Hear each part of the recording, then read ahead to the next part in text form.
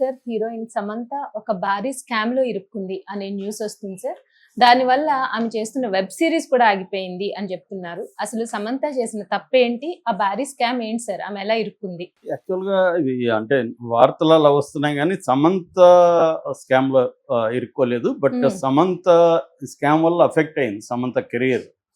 అంటే ఇది ఓకే. దీని బ్యాక్‌గ్రౌండ్ చెప్పుకోవాలంటే సమంత లాస్ట్ సినిమా 'ఖుషి' హ్మ్. మన విజయ్ దేవరకొండతో. తర్వాత ఆమె సినిమాలు ఏవి చేయలేదు. హ్మ్. సో, వెబ్ సిరీస్‌లకే పరిమితం అయిపోయింది. ఆల్రెడీ ఆమె 'ఫ్యామిలీ మ్యాన్ 2లో చేసింది. ఒక ఎల్‌టి‌టి‌ఈ రెబెల్‌గా చేసింది. దానికి ఎంత అప్రిసియేషన్ వచ్చిందో తెలుసు. దాని తర్వాత ఆమె 'రాజ్ నెడుమోరు' అనే డైరెక్టర్, ప్రొడ్యూసరు అతనితో అఫెయిర్‌లో ఉందని, డేటింగ్‌లో ఉందని, అతన్నే పెళ్లి చేసుకోబోతుందని, అతను కూడా భార్యకు విడాకులు అప్లై చేశాడని వార్తలొచ్చాయి. మనం కూడా ఆ స్టోరీ చెప్పుకున్నాం. రాజ్ అండ్ డీకే అంటారు. రాజ్ నెడుమోరు, డీకే అంటే దాసరి కొత్తపల్లి కృష్ణ. డీకే హ్మ్. కృష్ణ అనమాట. Okay sir. దాసరి డీకే అంటే దాసరి కొత్తపల్లి. కొత్తపల్లి కృష్ణ. వీళ్ళిద్దరు హ్మ్. కూడా శ్రీ వెంకటేశ్వర ఇంజనీరింగ్ కాలేజ్‌లో చదువుకున్నారు తిరుపతిలో. ఈ డీకే అబ్బాయిదేమో చిత్తూరు, ఈ రాజనడిమూర్తి కూడా తిరుపతి. మొత్తంగా చిత్తూరు జిల్లా వీళ్ళది. హ్మ్. వీళ్ళు ఇక్కడ చదువుకున్న తర్వాత చదువుకునేటప్పుడే వీళ్ళకి యాక్టివ్‌గా ఉండేవాళ్ళు కాలేజీలో కల్చరల్ అఫెయిర్‌లో. ఆ తర్వాత అమెరికా వెళ్ళారు. అమెరికా వెళ్ళినాక షార్ట్ ఫిల్మ్స్ తీశారు. దాని తర్వాత 'ఫ్లేవర్స్' అని ఒక సినిమా తీశారు. అక్కడి నుంచి వాళ్ళు మెల్లమెల్లగా సినిమాలు తీసుకుంటూ ఇండియాకొచ్చి 'షోర్ ఇన్ ద సిటీ', తర్వాత 'గోవా గాన్', 'శ్రీ' ఇట్లాంటి సినిమాల్లో ఇట్లా చేశారు. దాని తర్వాత వెబ్ సిరీస్‌లకి వచ్చారు. 'ఫ్యామిలీ మ్యాన్' తర్వాత 'సిటాడెల్', 'ఫర్జీ' ఇలాంటి వెబ్ సిరీస్ హ్మ్. తీస్తున్నారన్నమాట. నెట్‌ఫ్లిక్స్ అండ్ అమెజాన్ ఇద్దరితో టై అప్ అయి తీస్తున్నారు. Okay sir. సో, సో, వాళ్ళతో ఈ అమ్మాయి సమంత ముఖ్యంగా రాజ్ నెడుమూరితో క్లోజ్ అవ్వడం వల్ల ఆ కాంపౌండ్‌లోనే పనిచేస్తుంది. బయట ఎక్కడ సినిమాలకు ఒప్పుకోవట్లేదు. నిన్న హ్మ్. కూడా ఒక డైరెక్టర్‌తో మాట్లాడుతుంటే సమంత అంటే ఆ సబ్జెక్ట్‌కి సమంత సూట్ హ్మ్. అవుతుంది కదంటే, లేదు సార్ ఆ అమ్మాయి మామూలుగానే ఇప్పుడు మనం లోకల్ సినిమాకి అడిగితే 7,00,00,000 అడుగుతుంది రెమ్యునరేషను. హ్మ్. ఆమెకి దాదాపు 5,00,00,000 రెమ్యునరేషన్ ఇప్పటికి తీసుకుంటుంది. లోకల్ సినిమా చేయాలంటే 7,00,00,000 అడుగుతుంది. సో, మన బడ్జెట్ కష్టము. రెండోది ఆమె ఈ కాంపౌండ్ నుంచి బయటకొచ్చే పరిస్థితి ఇప్పుడిప్పుడే హ్మ్. కనిపించలేదని చెప్తున్నారు. సో, 'ఫ్యామిలీ మ్యాన్ 2లో చేసింది. దాని తర్వాత 'సిటాడెల్' అని అమెరికన్ వెబ్ సిరీస్. దాన్ని ఇండియాలో రీమేక్ చేశారు. 'సిటాడెల్ హనీ బన్నీ' అని. దాంట్లో కూడా ఈమె చేసింది. అది ఆల్రెడీ మన అమెజాన్‌లో హ్మ్. ఓటీటీలో వచ్చింది.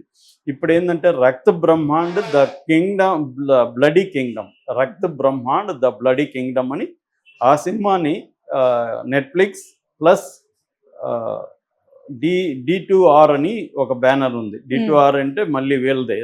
డి అంటే ఇతను హ్మ్. దాసరి. దాసరి హ్మ్. కొత్తపల్లి హ్మ్. కృష్ణ, ఆర్ అంటే రాజ్ వీళ్ళదనమాట. Okay sir. డి2ఆర్ అని పెట్టారు. సో, ఈ 2 సంస్థలు కలిపి ఈ సినిమా జరుగుతుంది. ఈ సినిమా ఆల్రెడీ ఆహ్, వామిక గబి, తర్వాత ఆదిత్య రాయ్ కపూర్ వీళ్ళు సమంతతో కూడా కలిసి యాక్ట్ చేస్తున్నారు. హ్మ్. సో, ఈ సినిమా షూటింగ్ జరుగుతుంది. దీనికి రహీ అనిల్ అనే అబ్బాయి ఆహ్, డైరెక్టర్. Okay sir. వీళ్ళిద్దరు ప్రొడ్యూసర్లు. వీళ్ళ పర్యవేక్షణలోనే డైరెక్టర్‌ని మామూలుగా వెబ్ సిరీస్‌లకి డైరెక్టర్‌ని ఎవరైనా పెట్టుకుంటారు కానీ, పర్యవేక్షణ అనేది ప్రధానంగా ఇంపార్టెంట్. సో, వీళ్ళిద్దరు పర్యవేక్షణలో జరుగుతుంది.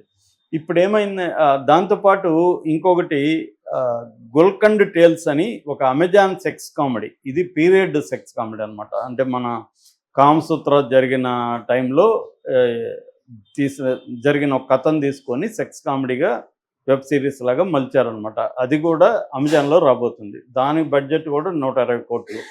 సో, ఇప్పుడేమైందంటే సడెన్‌గా ఈ 'రక్త బ్రహ్మాండ్' సమంత చేస్తున్న 'రక్త బ్రహ్మాండ్' 26 డేస్ షూటింగ్ జరిగినాక ఆగిపోయింది. ఆగిపోవడం దేనికంటే ఇందులో ఒక స్కామ్ జరిగిందని చెప్తున్నారు. మామూలుగా మొత్తం బడ్జెట్టే 2 ఈ 26 రోజుల్లో అయిపిచ్చేశారు. ఇంకా బడ్జెట్ ఓకే. లేదు. హ్మ్. కాబట్టి నెట్‌ఫ్లిక్స్ చేతులెత్తేసింది. దాదాపు 3,00,00,000 స్కామ్ జరిగిందని చెప్తున్నారు.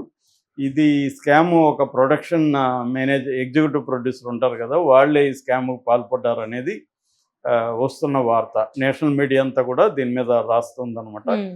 ఇది సమంత కెరీర్‌కి ఎఫెక్ట్ అయ్యే అవకాశం ఉంది. ఎందుకంటే ఆమె బయట సినిమాలో ఒప్పుకోలేదు.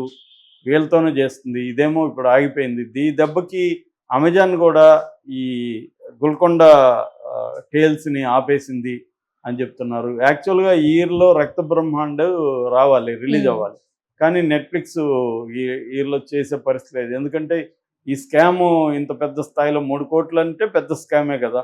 సో 3 కోట్ల స్కామ్ జరిగిపోయింది కాబట్టి దీన్ని ఇప్పుడు ముందు దాన్ని విచారణ జరిపి దాన్ని దోషులు ఎవరు తేల్చి చేయాలి. డైరెక్టర్ కూడా దీంట్లో కుమ్మక్కాయడా లేకపోతే డైరెక్టర్ తెలియకుండా జరిగిందా, ఇవన్నీ చేయాలి. మామూలుగా జనరల్గా ఏం జరుగుతుంటుందంటే ప్రొడక్షన్ మేనేజర్లు, ఎగ్జిక్యూటివ్ ప్రొడ్యూసర్లు కొన్ని సినిమాలకు ఉంటారు, వీళ్ళు డబ్బులు మెసేజ్ అన్ని చోట్ల చేస్తుంటారు. సో నేను ప్రత్యక్షంగా చాలాసార్లు చూశాను. ఆ మధ్య కూడా ఒక జబర్దస్త్లో చేసిన ఒక అతని హీరోగా ఒక సినిమా చేశారు. ప్రొడ్యూసర్ కొత్తవాడు, అతని పైగా అమ్మాయిలు పిచ్చింది. ఈ విషయం అర్థమైన ప్రొడక్షన్ మేనేజర్ ఏం చేశారంటే ఆ హీరోయిన్తో నీకు డేటింగ్ ఏర్పాటు చేస్తాను బెంగళూరులో ముందే హోటల్లో ఏర్పాటు చేశాడు. దాంతో అతని కంట్రోల్లోకి ఈ ప్రొడ్యూసర్ వచ్చేసారు. దాంతో నాకు తెలిసి దాదాపు అది ఒక మామూలుగా అయితే 1.5-2 కోట్ల సినిమా అనుకుంటే 8 కోట్లు బడ్జెట్ అయింది. సో ఇతను ఒక ఇల్లు కొన్నాడు, డైరెక్టర్ ఒక ఇల్లు కొన్నాడు. ఇద్దరు డైరెక్టరు మేనేజర్ కుమ్మక్క అయిపోయి చెరో ఒక ఇల్లు కొనుక్కున్నారు. అంటే అతని డబ్బులు అంతా మెసేజ్ చేసి. సో ఇలాగ అంటే ప్రొడ్యూసర్కి అన్నీ తెలిసి ఉంటే కూడా తినగలరు అనమాట వీళ్ళు మేనేజర్లు. అంటే ఫర్ ఎగ్జాంపుల్ ఒక చిన్న ఎగ్జాంపుల్ చెప్తాను. ఇప్పుడు ఒక రోడ్ల మీద షూటింగ్ జరుగుతుంది. వీళ్ళు ఏం చేస్తారు, మేనేజరు అక్కడ ఉన్న లోకల్ పోలీసులకి ఎస్ఐకో సిఐకో ఫోన్ చేస్తారు. ఏం సార్ బాగున్నారా, అది ఇది మన షూటింగ్ ఇక్కడే సార్, ఒకసారి రావచ్చు కదా అంటారు. ఆల్రెడీ వీళ్ళు అన్ని పర్మిషన్లు తీసుకొని ఉంటారు. ఆ రోడ్లో చేయడానికి వీళ్ళు అందరి పర్మిషన్ తీసుకొని అక్కడ చేస్తుంటారు. అయినా వీళ్ళు ఫోన్ చేస్తారు. వాళ్ళు వచ్చి ఏం చేస్తారు, వీడి ముందే చెప్పుంటాడు వాళ్ళకి, వచ్చినాక చెప్తారు. సో ఇదంతా వీళ్ళ మధ్య ఒప్పందం అనమాట. సో వాళ్ళు వచ్చి ఇక్కడ పర్మిషన్ లేదు అని కెమెరా లాక్కొని పోలీస్ స్టేషన్ కెమెరా తీసుకెళ్ళిపోతారు. ఇప్పుడు ఆ రోజు షూట్ చేయకపోతే మళ్ళీ ఆర్టిస్టుల డేట్లు దొరికి అందరూ రావాలని మళ్ళీ ఆ రోజు ఒక 100 మంది అంతమంది క్రూ అంతా ఉంటారు. వీళ్ళకి మళ్ళీ ఇంకొక రోజు బడ్జెట్, ఇవన్నీ అంటే వాళ్ళకి ఒక 1,00,000-2 లక్షలు ఎగిరిపోతుంది. అందుకని వాళ్ళు ఏం చేస్తారు, ఈ మేనేజర్ని పట్టుకుని నువ్వేదో ఒకటి చేసి వాళ్ళని, సార్ వాళ్ళు చాలా టఫ్గా ఉన్నారు సార్, వాళ్ళు కష్టమే కానీ మాట్లాడి చూస్తానని మనకు మేలు చేస్తున్నట్టుగా వెళ్తాడు. వెళ్ళి వాళ్ళు 50,000 అడుగుతున్నారు సార్, నేను ఒక 30 అట్లా సెటిల్ చేస్తున్నాను. ఇప్పుడు మనం ఎట్లా ఉంటాం టెన్షన్లో, అసలు ఏదో ఒకటి చేసి ముందు షూటింగ్ కానిద్దామన్న మూడ్లో ఉంటాం. సో వీడికి 30 ఇస్తాం. 30లో వాళ్ళకి 5-10 ఇచ్చి ఇతను ఒక 20 ఇతనే ఇస్తాడు. అంటే ఇతనే ఒక క్రైసిస్ క్రియేట్ చేసి ఇతనే సాల్వ్ చేసి ఇతను డబ్బులు తింటాడు అనమాట. ఇది నువ్వు ఎంత జాగ్రత్తలు ఉన్నా ఆపలేము, మన ఎదురుగానే చేయగలరు వాళ్ళకి ఉన్న ఎటువంటి. అందుకని ప్రొడ్యూసర్ చాలా చాలా జాగ్రత్తగా ఉండాలి. ఉంటే కూడా కొంత మిస్యూజ్ అవుతుంది, కానీ తగ్గించవచ్చు అనమాట. అన్నిట్లో ఇన్వాల్వ్ అయ్యి అన్నిట్లో జాగ్రత్తగా తన పర్సనల్ ఒక టీంను పెట్టుకొని